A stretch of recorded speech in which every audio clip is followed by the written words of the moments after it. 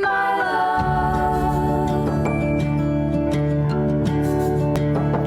Will you always be my love? Boa tarde! Sejam muito bem-vindos a mais um programa Emoções. Eu sou Suelen Mota, sou psicóloga e fico te esperando toda quinta-feira às 15h45 da tarde para o nosso programa aqui. Hoje, o tema do nosso programa é um tema muito pertinente, é a Síndrome do Pânico.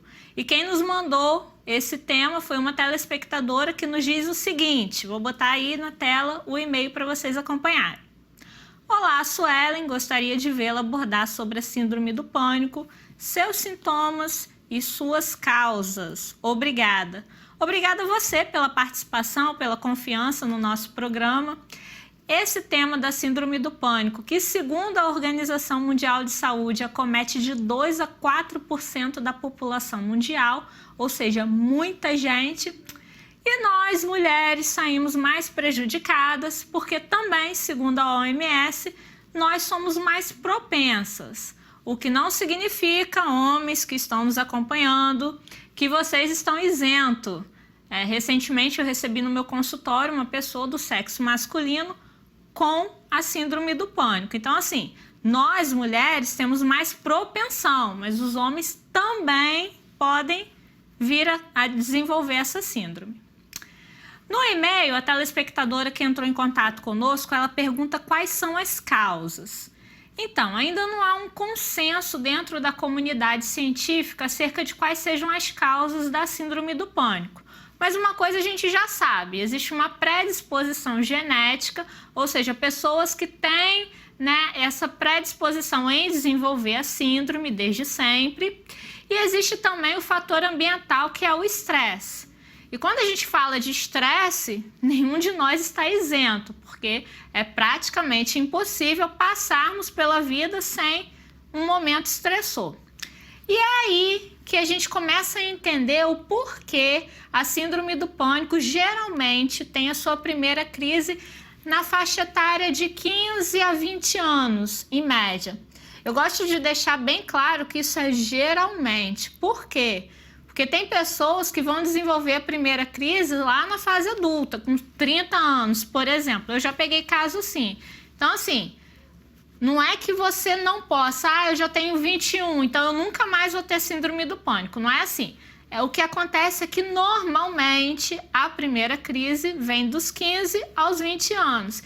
E aí a gente entende bem o porquê dessa questão do estresse, porque via de regra, é nessa faixa etária que a gente começa a lidar com os momentos estressores da vida. Então, adolescentes, nessa faixa etária estão vivendo aquela transição do ensino médio para o ensino universitário, aquele momento que eu vou fazer da minha vida, qual carreira seguir, vestibular, Enem, pressão familiar, pressão social, pressão da pessoa mesmo.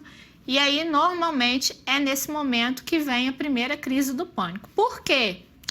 O que é a Síndrome do Pânico? Para você que não sabe, a Síndrome do Pânico nada mais é do que uma crise de ansiedade que é caracterizada pelo medo sem que haja um perigo real ou iminente. Então, não tem nada que sustente aquele medo, aquele desespero que a pessoa com pânico sente.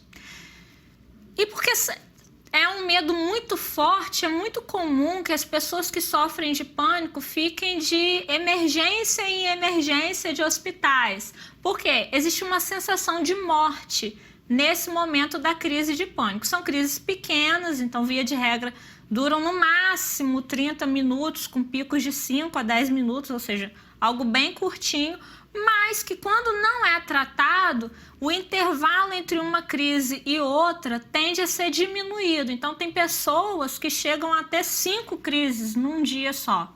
E cada crise dessa, daqui a pouco eu vou botar os sintomas na tela para vocês, a pessoa passa por todo esse processo de sensações físicas muito similares a problemas orgânicos que justificam esse medo de morte do paciente. Então, assim, você, familiar que está nos assistindo, que convive com alguém que tenha essa característica da síndrome do pânico, a minha primeira palavra é para você. Porque eu percebo que o que acontece é que muitas das vezes o familiar, por falta de informação, acaba se atrapalhando e atrapalhando o paciente ainda mais. Há um tempo atrás eu recebi uma mãe, por exemplo, de uma adolescente, e ela falou assim: Suelen, eu não sei mais o que fazer. Ele, apontando para o filho, né? Ele está enlouquecendo e eu estou enlouquecendo junto, disse a mãe. Porque de tempos em tempos ele passa mal, leva para o hospital, faz tudo quanto é exame e não dá nada. Então, assim, essa é a primeira dica para você que vive isso ou que está passando por isso com algum familiar, de que está na hora de você buscar um outro profissional. Você já foi para o hospital, já viu que já fez os exames, não detectou nenhuma cardiopatia, não tem nada de orgânico. Então tá na hora de você buscar o profissional da psicologia.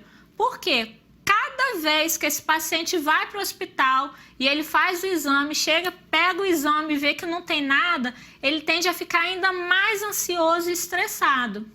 E lembra lá no início do programa que eu disse que a crise de pânico nada mais é do que uma crise de ansiedade e é causada também pelo estresse?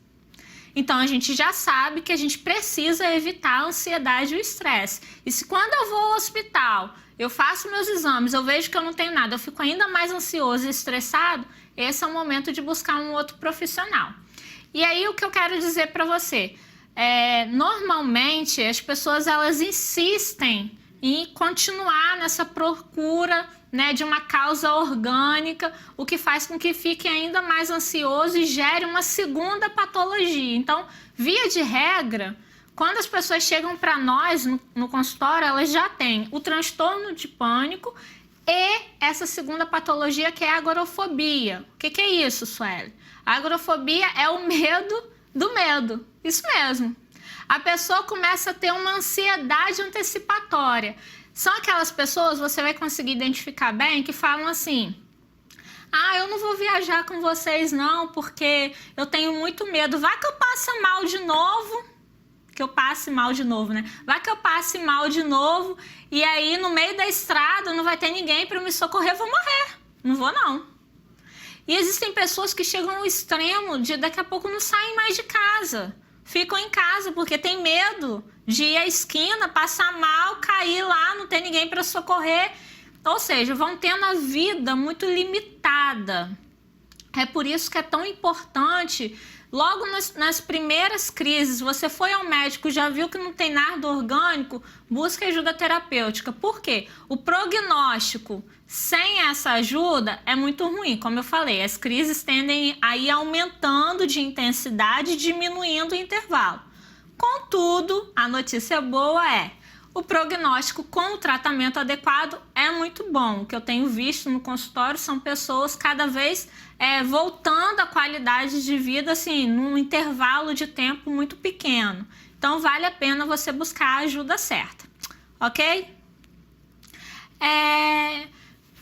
Enfim, nosso programa já está acabando, estou olhando aqui o relógio. E eu quero te deixar algumas dicas para que você possa viver melhor apesar desse diagnóstico. Antes disso, eu já ia me esquecendo, vou colocar aí na tela para vocês os sintomas para que você possa identificar diante do que eu falei, diante dos sintomas, se é isso mesmo que está acontecendo com você. Na tela, então, os principais sintomas. Gente, são os principais, tem outros. Eu listei aqui os mais comuns, ok? O primeiro é ataque cardíaco, que é essa sensação do coração acelerado, onde a pessoa confunde muito com o ataque cardíaco. Segundo sintoma, sudorese, que é esse momento que a pessoa começa a suar demais, sem uma explicação. Terceiro, os tremores. Quarto, a falta de ar ou sufocamento.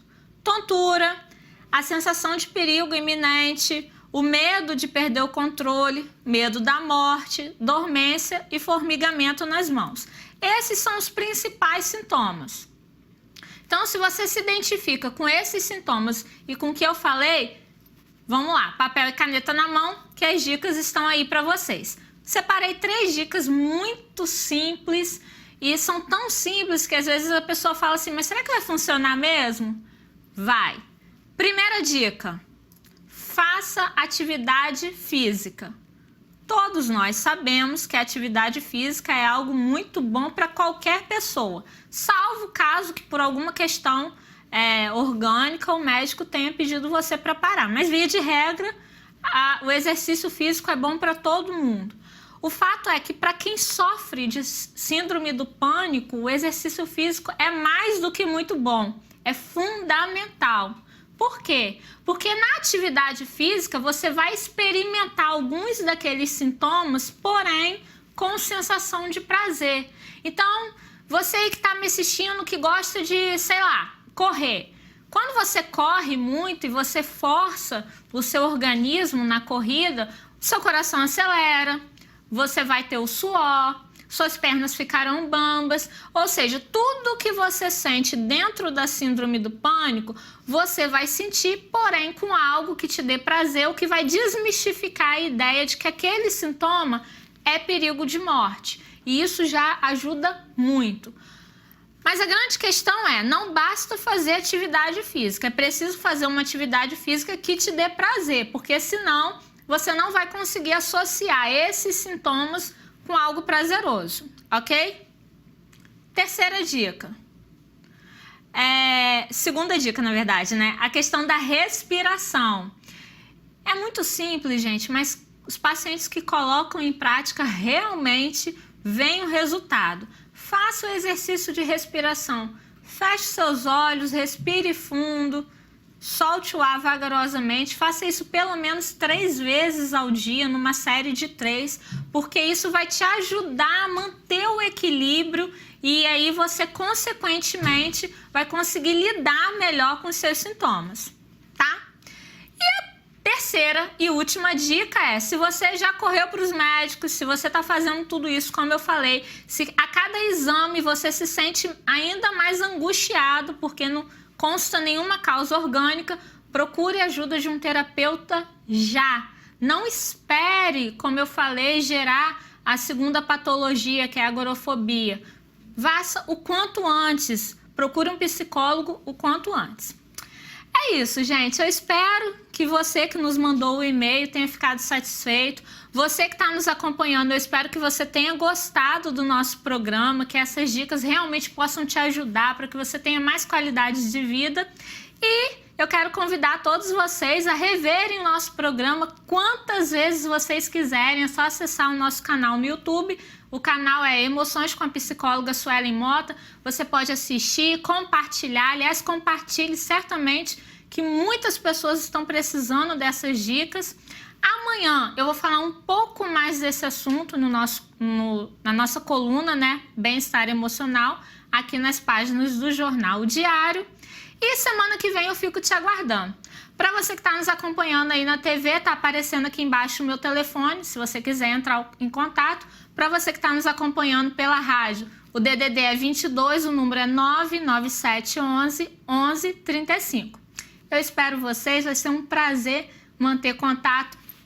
Um beijo grande e até semana que vem. My love.